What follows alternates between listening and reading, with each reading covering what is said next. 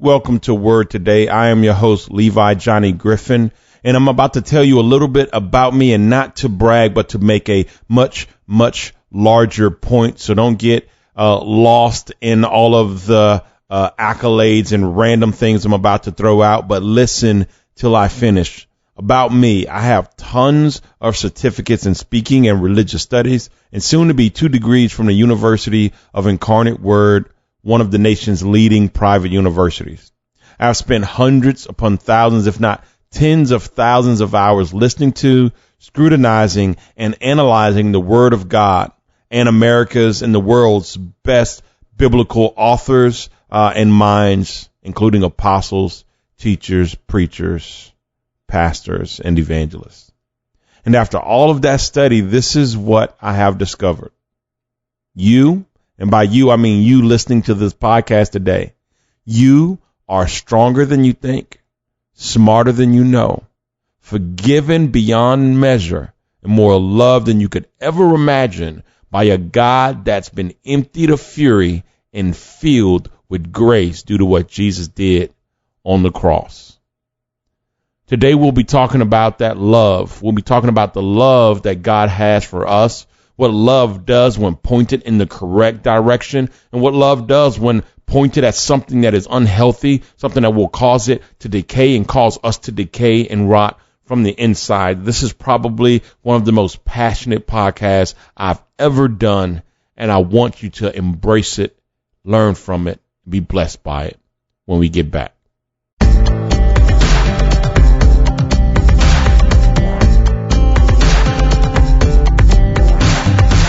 All right, so we're going to talk about love, domestic violence, love in the wrong direction. That's the title, but it's really a misleading title. I just kind of put that out there to grab attention. People are like, oh, man, let me listen to this. What is this going on? This is really about love.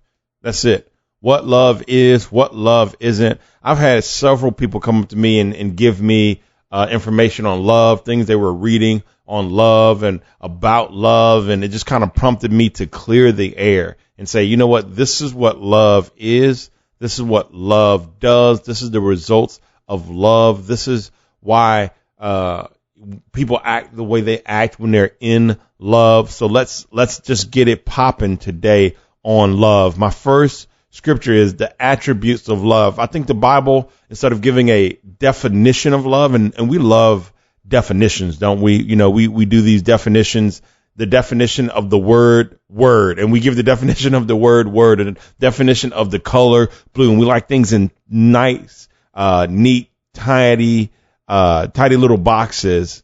And God says, listen, the word love is huge. So instead of trying to give you a 2-sentence definition and then a couple synonyms, I want to throw at you what love is and what it really is all about, what it means to experience love. And this is what God says. 1 Corinthians 13, Paul is writing here to the church in Corinthians. And this is what he simply says, starting at verse 1. If I speak in the tongues of men or of angels, but do not love, I am only a resounding gong or a clanging cymbal. If I have the gift of prophecy and can fathom all mysteries and all knowledge, and if I have faith that can move mountains but do not have love, I am nothing. If I give all I possess to the poor and give over my body to hardship that I may boast but do not have love, I gain nothing. Love is patient. Love is kind. It does not envy. It does not boast. It is not proud. It does not honor others. It is not self-seeking. It is not easily angered. It keeps no record of wrongs. Love does not delight in evil, but rejoices with the truth. It always protects, always trusts, always hopes, always perseveres. Love never fails. But where there are prophecies, they will cease. Where there are tongues, they will be stilled. Where there is knowledge, it will pass away. For we know in part and we prophesy in part. But when completeness comes, what is in part disappears. When I was a child, I talked like a child.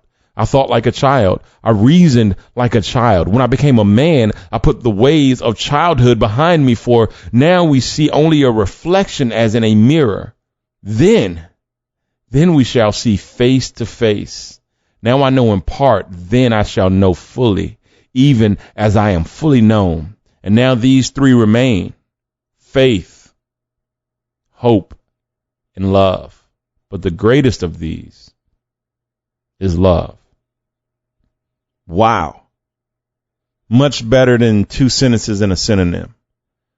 Powerful of what love is. If someone ever wanted to know what love was, what love really is, what love really means, that's it. That's all you really need to read to know what love.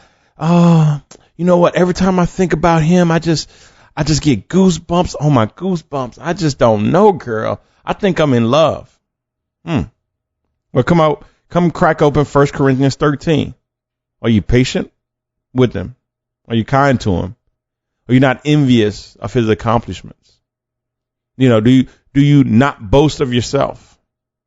Are you not proud of your accomplishments, but more so proud of his accomplishment? Do you honor him?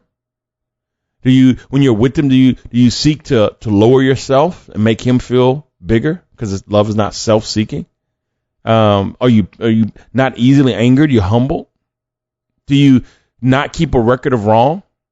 So, you get in an argument and 3 months ago on a Saturday at 4 p.m., you know what you said? You did this. And then 2 years ago, it was a Wednesday, 2 weeks from Easter. You're like, love keeps no record of wrongs. Love does not delight in evil. Do you try to hurt him on purpose when you get angry? Love covers. Do you protect? Do you trust him? Do you hope that every situation will end in something better? Do you persevere through the problems? Because remember, love never fails. So if you want to know, man, am I in love? Just come to 1 Corinthians and do a litmus test. And then that'll tell you really, really clearly if you're in love. Another thing about love is fearless. 1 John 4:18 says, there is no fear in love, but perfect love drives out fear, because fear has to do with punishment. The one who fears is not made perfect in love. Now, this reference is talking about salvation. We shouldn't be afraid of going to hell or dying, because love for God makes us fearless. And also in John 14:15, it says that love makes us obey God's commandments. So if we're in love with God, Jesus says, hey, man, if you love me, obey my commandments. So if we're truly in love with God and obeying his commandments, then why would we even fear hell? Why would we fear hell? Because there is no fear in love. What's some of the results of love? We're in 1 John. Let's go from 1 John 4 to 1 John 5, verse 1. Everyone who believes that Jesus is the Christ is born of God, and everyone who loves the Father loves his child as well. This is how we know that we love the children of God, because loving God and carrying out his commands, in fact, this is love for God, to keep his commands. And his commands are not burdensome. For everyone born of God overcomes the world. This is the victory that has overcome the world, even our faith. Who is it that overcomes the world? Only the one who believes that Jesus is the Son of God. What is this? What is he saying here? He's being very, very, very clear, very, very pointed. There's no mistaking in what the point he's trying to make. No mistaking. For one, you need to love each other. It says everyone who loves the Father loves his child as well. You need to love Jesus. You need to love each other. It's very, very clear. And it says, listen, if you love God, you'll love Jesus. And if you love Jesus, you'll follow the commands. And once again, it says this in John 14:15. And this is 1 John. This, if you go to just John 14:15, he just says plainly, if you love me, you'll obey my commandments. So we know here, if you really, really are in love with God, the result is loving Jesus and obeying God's command. Let's move on to 1 John 4. And then this is, all right, so 1 John 4. And I'm going to give you a little preference before I dive into it. It's where God commands us to love. Commands us to love. So what is this going to tell us? If God has to command us to do something, then that means that it's an option. We have the option to not do it. 1 John 4, verse 19. We love because he first loved us. Whoever claims to love God yet hates a brother or sister is a liar. Going back to 1 John, going to, predecessor to 1 John 5 when it says, hey, man, you got to love each other. You got to love Jesus. Love is a prerequisite. For whoever does not love their brother and sister whom they have seen cannot love God whom they have not seen. And he has given us this command.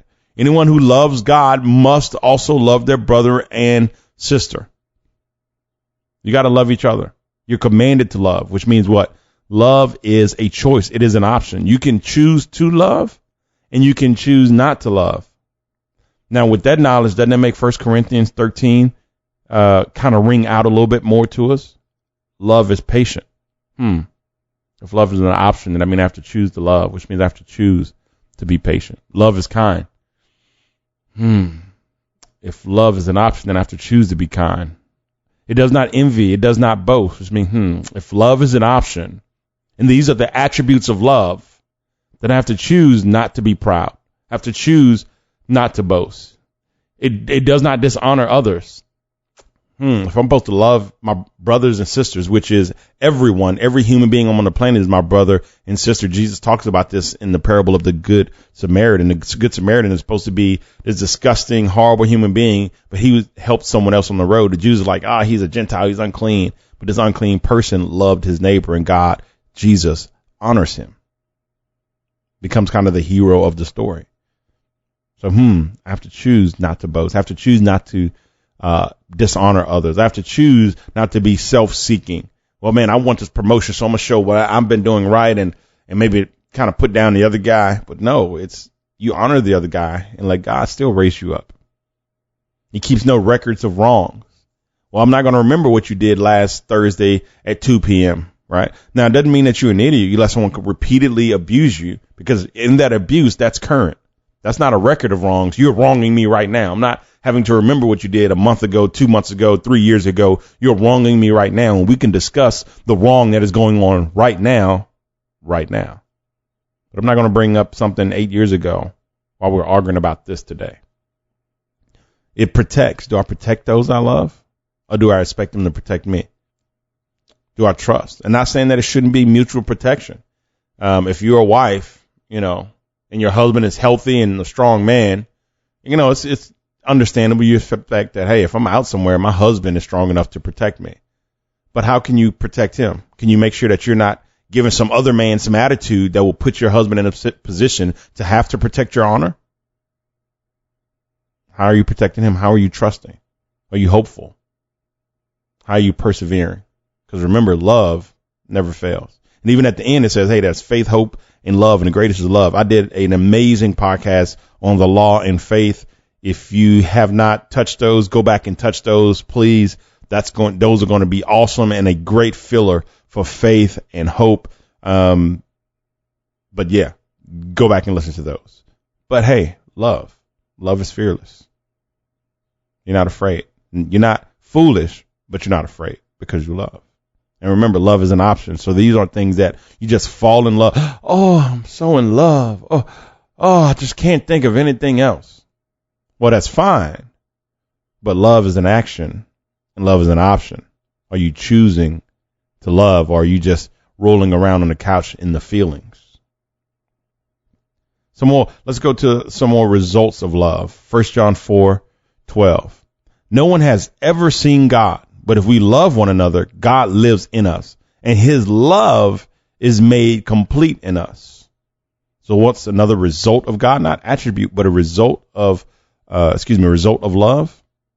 The presence of God. They're saying here clearly, no one has ever seen God, but if we love one another, God lives in us. So it's clear that, hey, if you love people, you love Jesus, you love God, then the presence of God lives in you. It resides there. So you're never far away from God. You never have to fight or jock for position in the Lord's favor, the Lord's heart, the Lord's eyes, because you live there. Love cannot be defeated. Love cannot be stopped. Song of Solomon is so beautiful. We talk about all love and, romantic love, guy, girl love and all that stuff. And Song of Solomon kind of nails that joker in 8. I'm not going to read you 1 through 5 of this because it gets kind of freaky. You think the Bible gets kinky? Oh, the Bible gets kinky because remember, God created sex. God created love. God created romance. So what kind of God would create all of these beautiful things and not give us a playbook on when to use them, when not to use them? Most powerful weapon we have, or I hate to use that, say weapon, but when you think weapon, you think of cannon, you think of power, you think of grenades. And what would it be like to give someone a grenade or a cannon or a tank that could destroy buildings and not first teach them how to properly use it?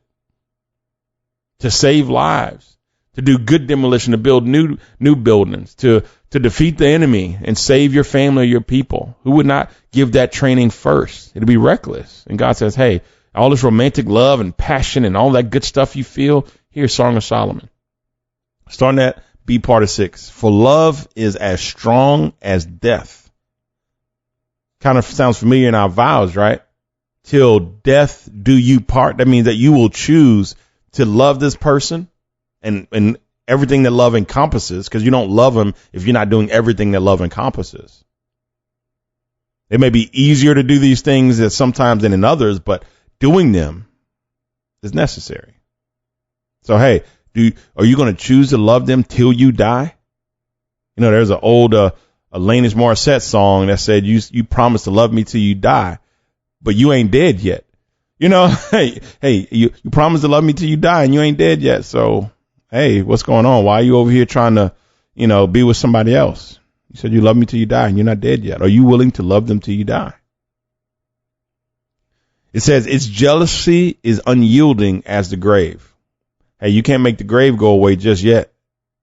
And its jealousy is unyielding. It burns like a blazing fire, like a mighty flame. Love burns hot. Many waters cannot quench love. Rivers cannot sweep it away. You can't get rid of it. If one were to give all the wealth of one's house for love, it would be utterly scorned. What is it saying? You can't buy this, man. You can't buy it. You can't sell it. You can't get rid of it. It burns hot and as strong as death. Love cannot be stopped. So that's what love is. Now, if you didn't know what love was, that's what love is. That's the results of love. That's what love produces. That's what love is. That's what love does. It is what it is. So now love, so love can be pointed in the right direction. Kind of like the examples we're giving here toward Jesus, toward your fellow man, brothers and sisters in Christ. That's everybody on the planet. Everybody, right? Everybody, like the little sound effects. Everybody, the people you hate. Everybody, your boss that gets on your nerve. Everybody, your sister when she gets on your nerve. Everybody, your brother when he gets on your nerve. Everybody. Your friends that sometimes get on your nerve. I got a best friend who I love to death, and sometimes she gets on my nerve. Everybody. Her too. I got to love her too. I can't just love her when it's good. The Bible even says that, hey, what reward do you have if you just love people that love you? It says even evil people love their own kin, their own, children. The people that love them, they love them too. And they're evil. So you got to do a little bit more than that. You got to love everybody, evil, good, everybody. Doesn't mean you need to be evil, but you need to love them and let your love bring them to Christ. So what happens? I have 3 questions. For one, what happens when you love the wrong thing or love in the wrong direction? That's question number 1. Well, let's look at what happens when you love an abusive person. Let's go through 1 Corinthians and let's go through the word to see what happens when you love the wrong person. Because I've had to talk to people that have loved the wrong person, victims of domestic violence, women that have had their eyes black and blue. They're hiding out literally in like safe homes with their children. And they wanted me to come pray for them, but I had to get cleared. And it's a secret location that really people don't know. And I felt like I was like secret squirrel trying to get there because they don't want they want boyfriends or husbands to find out and then come and endanger all the women and then beat somebody up. And you wonder, why did it take all of that to get you away from this man? Or sometimes it's an abusive woman, verbally abusive or physically abusive. You're like, what did it take so much to get you away from this person? Or maybe you're still with this person. Why can't we rip you away from this person? And it goes back to the Bible. It goes back to what love is. When you say, hey, aren't you tired of getting beat up? Aren't you tired of this verbal abuse, them calling you this and that and threatening your kids and cussing, and they come to your job causing and you lost your job? Aren't you tired of this? No. 1 Corinthians 13. Why? Love is patient. Well, aren't you tired of them just crapping on your life and you still loving them? No, because love is kind. Well, they seem to be having a great life, but your life seems to be miserable. They go out and party, but they lock you up in the house. Aren't you tired of that? It does not envy. But they have the better thing. It does not boast. It is not proud. But they're dishonoring you, and you're not, but you're still honoring them, of course, because love does not dishonor. It's not self-seeking. Aren't you mad about this? Don't you want to do something? Aren't you angry? Love isn't easily angered. But they beat you up yesterday and day before. Love, it keeps no records of wrong. And I had to understand that they really did love this person, this woman, this man. Even if they didn't have kids with them, they had no ties to him, they weren't married to him and trying to honor their marriage. That's amicable, right?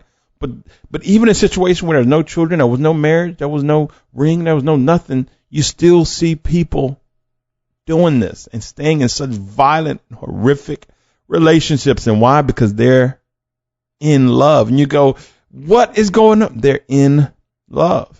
And then you go to attack the person. This person is a dirtbag. This person is horrible. Verse 7, love always protects. But they're a good father. They're a good wife. Or they're a good man. They're a good guy. They're a good person. They're just going through some things on their job. But like, how can you trust them? Because love always trusts. This is only going to get worse. And they're like, no, this will get better. Why? Because love always hopes. See part of verse 7. Don't you want out? No, because love always perseveres. D part of verse 7. And verse 8, love never fails. So getting someone out of a horrible situation, yeah, is difficult. Why? Because they're in love. Aren't you afraid of dying or him killing you or her just keying your car again or something? 1 John 4:18. There is no fear in love. Love is so powerful, right? Song of Solomon 8. For love is as strong as death. Burns like a blazing fire, like a mighty flame. Many waters cannot quench love. Rivers cannot sweep it away. Love is meant to endure. Love is designed, created by our Father to endure anything and everything. People beat your children. You go and save them. People die, jump in front of buses for their kids or for their husbands or for their wives. They endure torture for their family, for their love of God. They get stoned because love is meant to be that powerful. It's meant to be that powerful. Even that's why it's hard, even if someone has a bad habit. It's like, man, this person's addicted to drugs and shooting up drugs, snorting drugs. And you think, man, aren't you tired of it? No, because love is patient. How do you look yourself in the mirror? Because love is kind. Love has no record of wrongdoing. But look, you're throwing your life away. Love isn't proud. It doesn't boast. And love never fails. So what are you trying to say? Are you trying to say that these people will stay in these situations forever? No, you can get out. And I'm going to tell you how to get out. But first, I want to give you a slight warning. And that warning is be careful what you allow yourself to fall in love with. Because it's easier to fall into than it is to fall out of. It is. It's much easier to fall into than it is to fall out of. Let's go down to 1 John 4. Where it said, hey, 1 John 4, verse 21. And he has given us this command. Anyone who loves God must also love their brother and their sister. So we know that we're commanded to love, and that love, if it has to be commanded, that means that it is a choice. All that to say you can choose who you love. Well, you can't choose who the heart loves. That's malarkey. That's malarkey. You can 100% choose who you love. Don't hang around that rascal. You won't fall in love with them. Don't go partying with them. Don't go chilling with them. You won't fall in love with that rascal. Hard to fall in love with something you don't know. But you'll love something you know. You go plant a tree out front and watch it grow for 5 years. Someone comes to chop it down. You go, no, I've been planting this tree and I watered this tree. I love this tree. Why? Because the heart was meant to love, and love is powerful. But don't allow yourself to plant the tree or water the tree. Don't spend time with them. Don't be around them. If you know this is negative, this person is negative, this situation is negative, don't allow yourself to fall in love. Don't allow yourself to fall in love. And if you're in that love, then there's hope for you too. If you're in love with a negative habit or with a negative person, then there's hope for you too. 1 John 4:12, we read it. No one has ever seen God, but if we love one another, God lives in us and his love is made complete in us. That shows that if we love, the presence of God is with us. If the presence of God is with us, what did the word say? If God be for us, who can be against us? You use this presence to gain strength. If God is in you, with you, near you, then you are stronger than you think you are. You're better than you think you are. You're smarter. You can figure things out faster than you think you can. You're anointed. You are blessed. You can survive anything. Why? Because God is with you. God is with you. Now, Song of Solomon says, hey, love is strong as death. Love burns like a fire. Love is like a mighty flame. Many waters cannot quench love. Rivers cannot sweep it away. If one were to give all the wealth of one's house for love, it would be utterly scarce. You can't buy, you can't steal it, and you can't give it away. You can't get it any other way. And once you got it, you can't get rid of it. But it shows that, hey, love cannot be stopped, but it can be redirected. I read a book called The Power of Habit, and it talks about how our habits are imprinted in the back of our brain closest to our spinal cord. That connection there, the basal ganglia, and it's imprinted there, our habits. So, for example, if you eat cake every day at 5 o'clock, if you remove the cake and put carrots, that habit will be there till you die. It'll always be there. But when you go to the kitchen to get the cake, you'll find carrots instead. So you'll eat the carrots. So the habit is still there. You just exchange what the habit fulfills or what the result of the habit is. You'll always love. And if you love something that is destructive, if you love a person that is destructive, you will always love them. It's kind of like Alcoholics Anonymous. They say, 88 days, I'm an alcoholic that's 88 days sober. And you go, well, you're no longer an alcoholic. You're sober now. And it's like, no, I'm always an alcoholic. I'm just 88 days sober. And I want to go the rest of my life for being sober. They realize that the propensity to drink is always there, but I am maintaining it. You'll love this person forever, but you can redirect that to another person that's healthy, right? Get out of a relationship with them and direct it toward another person that's healthy named Jesus Christ. Let God strengthen you, build you up, send you a mate that will love you forever. Now, this gets a little more sticky if you're married, right? Because you want to be married. The only cause for divorce is adultery, unfaithful in marriage. Now, am I saying, hey, stay with someone who is snorting cocaine, beating the tar out of you and your kids? That's not what I'm saying. What I'm saying is don't be so easily thrown away. I've seen people throwing their marriage away like, oh, they were abusive. Did they hit you? No. Did they cuss at you and were you feel threatened for your life? No, but he raised his voice 2 Fridays ago and I just don't like, okay, no, you're trying to use an extreme situation where to get out of a commitment that you made that should last till death. I don't believe someone should stay in a marriage where someone is committing adultery or where they're literally afraid for their life through domestic violence or drugs. And but by the same token, short of these extreme situations, most marriages don't get divorced because someone's afraid for their life. They get divorced because people choose not to be together anymore. So I do think people need a little more get up in their get upper, a little more fight in their fighter to fight for their marriages. And short of a extreme situation, you need to stick it out and you need to fight because it does say strong as death. And if you're not dead yet, you should still be fighting for your marriage short of one of these extreme situations. We talked about two more quick points. Love covers a multitude of sin. The Bible says love covers a multitude of sin, which explains why it covers your bad habits, it covers your physical violence, your emotional violence, people that are just emotionally draining, very negative, don't physically touch you, but they're just try to suck the life out of you with their words, put you down, you're ugly, you're stupid. And this isn't an argument. This is everyday living. But love covers a multitude of sin. The Bible even says, hey, if you're married to a non-believer, stay with them. Stay with them that your faith may bring them to Christ, because love is that powerful. Listen, hopefully this teaching on love blessed your socks off. This is one of the most in-depth teaching on love I think I've ever done. I still have one more note at the bottom here. Follow the podcast, click on the link and see that hidden note there. That's it. Listen, I really appreciate you checking out today's podcast. Make sure to find me on Facebook, facebook.com/Levi Johnny Griffin. Hit me up on Twitter at Levi_Griffin. Subscribe to the podcast on iTunes, Apple Podcast platforms, Google Podcast platforms, and Stitcher. Also, place a link to this podcast in your social media feed and tag me in it, Levi Johnny Griffin, for a chance to co-host the show with me. Hey, I want to leave you with this.